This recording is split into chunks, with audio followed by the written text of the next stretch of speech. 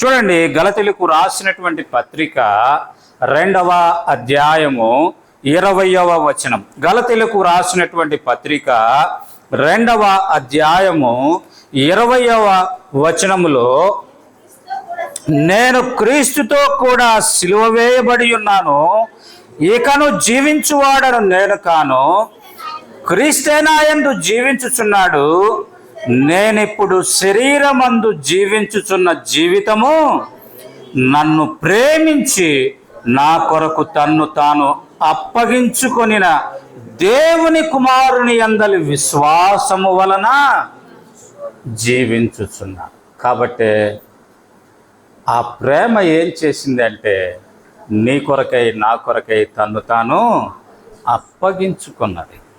నీ కొరకు నా కొరకు తను తాను సమస్తము సంపూర్ణంగా అప్పగించుకున్నది అనేటటువంటిది మనం చూస్తూ ఉన్నాం. రెండవదిగా మనం చూస్తే గనక, రెండవదిగా ఆయన ప్రేమించటం ద్వారా చేసిన రెండవ పని ఏంటిదంటే, లూకా సువార్త 23వ అధ్యాయము 24వ వచనం. లూకా సువార్త 23వ అధ్యాయము 24వ వచనం.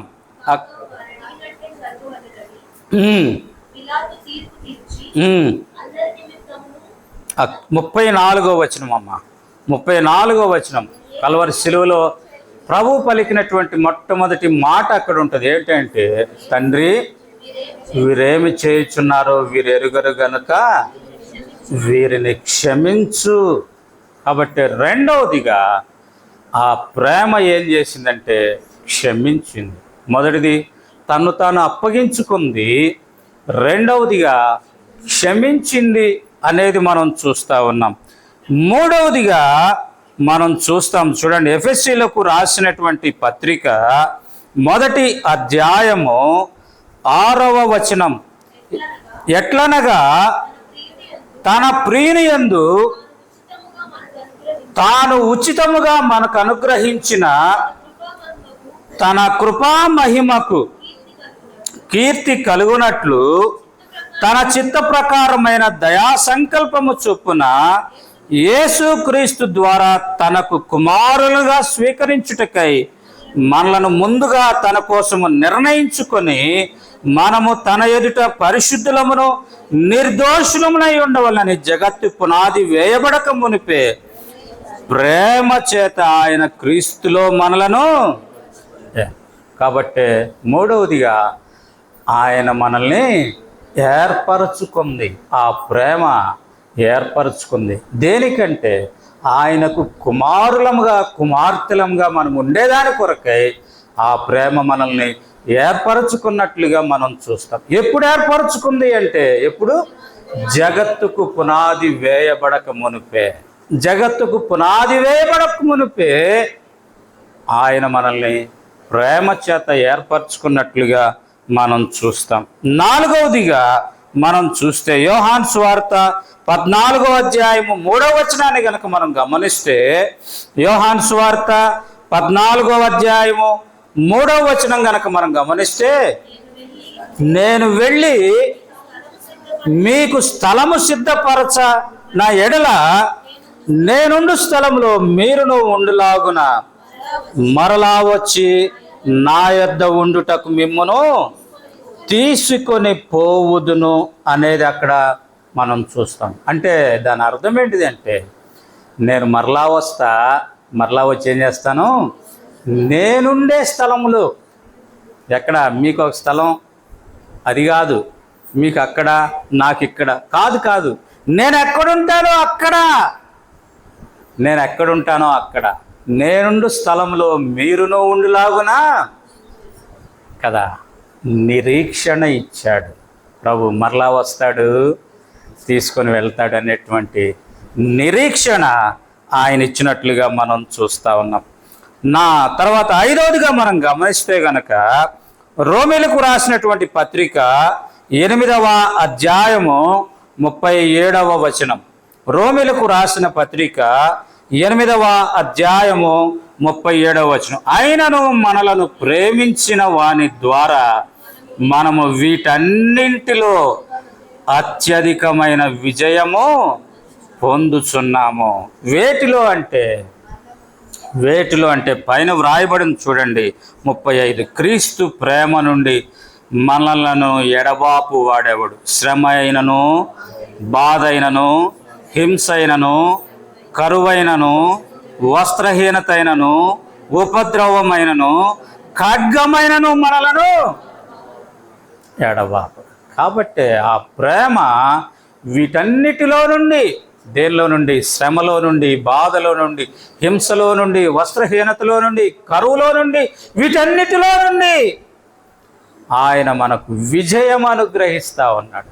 కారణం ఏంటిదంటే ఆయన యొక్క ప్రేమ. రండి 6వదిగా మనం చూద్దాం. యోహాను సువార్త 14వ అధ్యాయము 16వ వచనం. యోహాను సువార్త 14వ అధ్యాయము 16వ వచనం మనం గనక చూస్తే, నేను తండ్రిని వేడుకొందును, మీ యొద్ద ఎల్లప్పుడూ ఉండుటకై ఆయన వేరొక ఆదరణకర్తను, అనగా సత్య స్వరూపియగు ఆత్మను మీకు అనుగ్రహించును. 27వ వచనం చూస్తా ఉన్నాం చూడండి. శాంతిని మీకు అనుగ్రహించి వెళ్ళుచున్నాను, నా శాంతినే మీకు అనుగ్రహించుచున్నాను. అందుకే పైన మనం చదువుతాం 26వ వచనం. ఆదరణకర్త అనగా తండ్రి నామమున పంపబోవు పరిశుద్ధాత్మ సమస్తమును మీకు బోధించి నేను మీతో చెప్పిన సంగతులన్నింటినీ మీకు జ్ఞాపకము చేయును. కాబట్టి ఆయన మనం ఎలా జీవించాలో మనకి నేర్పేదాని కొరకై ఆయన పరిశుద్ధాత్మనిస్తా ఉన్నాడు. కారణం ఏంటిదంటే ఆయన ప్రేమ. అంటే దాని అర్థం ఏంటిదంటే మన భద్రత విషయమై ఆయన జాగ్రత్త కలిగి ఉన్నాడు అనేటటువంటిది మనం చూస్తూ ఉన్నాం. చివరిగా ప్రకటన గ్రంథం మనం చదువుకున్నటువంటి మాట 1వ అధ్యాయం 6వ వచనం ఏంటిది అంటే, మనలను ప్రేమించుచు తన రక్తము వలన మన పాపముల నుండి విడిపించిన వానికి. చివరిదిగా 7వదిగా ఆయన మన పాపములన్నింటి నుండి ఆయన విడిపించి ఈ పై ఉన్నవన్నీ కూడా మన జీవితంలో నెరవేరుస్తూ ఉన్నట్లుగా మనం చూస్తూ ఉన్నాం.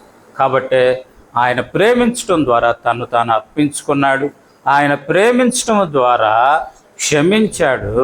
ఆయన ప్రేమించడం ద్వారా కుమారులుగా ఏర్పాటు చేసుకున్నాడు. ఆయన ప్రేమించటం ద్వారా భద్రత ఇస్తా ఉన్నాడు. ఆయన ప్రేమించటం ద్వారా నిరీక్షణ ఇస్తా ఉన్నాడు. ఇవన్నీ ఎలా ఇస్తా ఉన్నాడంటే మన పాపముల నుండి మనల్ని విడిపించి ఆయన ఇవన్నీ మనకిస్తా ఉన్నాడు. కారణం ఏంటిదంటే మన మీద ఉన్నటువంటి అపారమైనటువంటి ఆ ప్రేమ, మన మీద ఉన్న అపారమైన ఆ ప్రేమ. వీటిలో ఒక్క విషయం 5 నిమిషాలు చూసి ముగించుకుని, తన్ను తాను అర్పించుకొనెను అనేది. ఎందుకు అర్పించుకున్నాడు తన్ను తాను అనేది గనక మనం చూస్తే, తీతు పత్రిక 2వ అధ్యాయము 14వ వచనం. త్వరగా చదవండి. తీతు పత్రిక, ఆయన సమస్తమైన దుర్నీతి నుండి మనలను విమోచించి సత్క్రియలయందు ఆసక్తి గల ప్రజలనుగా తన కోసరము నిర్ణయించుకొని తన సొత్తుగా చేసుకొనుటకై తన్ను తానే మనకు అర్పించుకున్నాడు. కాబట్టి ఎందుకు అర్పించుకున్నాడంటే మనము సత్క్రియలయందు ఆసక్తి కలిగినటువంటి ప్రజలంగా. సత్క్రియలంటే మంచి క్రియలు. కాబట్టి దేవుని బిడ్డలంగా ఈనాడు నీవు నేను కలిగి ఉండాల్సింది ఏంటి అంటే మంచి క్రియలు మనం కలిగి ఉండాలి. కాబట్టి క్రియలలో అనేక రకాలు ఉన్నాయి. చెడ్డ క్రియలు ఉన్నాయి, నీచ క్రియలు ఉన్నాయి, బుద్ధిహీన క్రియలు ఉన్నాయి, ఇలాంటివి రకరకాలు ఉన్నాయి. అయితే వాటన్నిటి నుండి మనం విడిపించబడి మంచి పనులు చేసేవారంగా ఉండేదాని కొరకే ఆయన తన్ను తాను అర్పించుకున్నట్లుగా మనం చూస్తాం. కాబట్టి క్రీస్తు బిడ్డలు అంటే మంచివారు అనేటటువంటిది మనం మన జీవితము ద్వారా మనం చూపించబద్దులము అనేది మనం ఇక్కడ జ్ఞాపకం చేసుకుంటా ఉన్నాం. రెండవదిగా ఎఫెసీయులకు రాసినటువంటి పత్రిక మనం చూస్తే గనక, ఎఫెసీయులకు రాసినటువంటి పత్రిక 5వ అధ్యాయము 2వ వచనం గనక మనం చూస్తే, క్రీస్తు మిమ్మును ప్రేమించి పరిమళ వాసనగా ఉండేదాని కొరకై ఆయన మన కొరకు తన్ను తానే దేవునికి అర్పణగాను బలిగాను. కాబట్టి రెండవదిగా మంచి క్రియలు చేస్తూ ఉన్నటువంటి మనము మంచి సువాసన వెదజల్లేటటువంటి వారంగా, పరిమళ వాసన వెదజల్లగలిగినటువంటి వారంగా ఉండాలనేది దేవుని యొక్క ఆశ. ఆ కారణం చేతనే ఆ ప్రేమ నీ కొరకై నా కొరకై అర్పించుకున్నట్లుగా మనం అక్కడ చూస్తూ ఉన్నాం. మూడవదిగా గలతీలకు రాసినటువంటి పత్రిక 1వ అధ్యాయము 4వ వచనాన్ని కనుక మనం చూస్తే, మన తండ్రి అయిన దేవుని చిత్త ప్రకారము ప్రస్తుతపు దుష్ట కాలములో నుండి విమోచింపవలనని మన పాపముల నిమిత్తము తన్ను తాను అప్పగించు. కాబట్టి మూడవదిగా దుష్ట కాలములో నుండి ఉన్నటువంటి దుష్ట కాలములో నుండి మనల్ని విడిపించాలని ఆ ప్రేమ అర్పించుకున్నట్లుగా మనం చూస్తాం. 4వదిగా హెబ్రీలకు రాసినటువంటి పత్రిక 9వ అధ్యాయము 14వ వచనం, నిత్యుడగు ఆత్మ ద్వారా క్రీస్తు యొక్క రక్తము నిర్జీవ క్రియలను విడిచి జీవము గల దేవుని సేవించుటకు మీ మనసాక్షిని ఎంతో ఎక్కువగా. కాబట్టి జీవము కలిగినటువంటి దేవునిని సేవించేదాని కొరకై ఆయన తన్ను తాను అర్పించుకున్నట్లుగా మనం అక్కడ చూస్తూ ఉన్నాం. కాబట్టి చివరిదిగా మనం ఒక మాట చూసి హెబ్రీలకు రాసినటువంటి పత్రికే 9వ అధ్యాయము 26వ వచనం, హెబ్రీ అట్లైన ఎడల ఆయన అనేక పర్యాయాలు అయితే యుగముల సమాప్తి యందు తన్ను తానే బలిగా అర్పించుకొనుట ద్వారా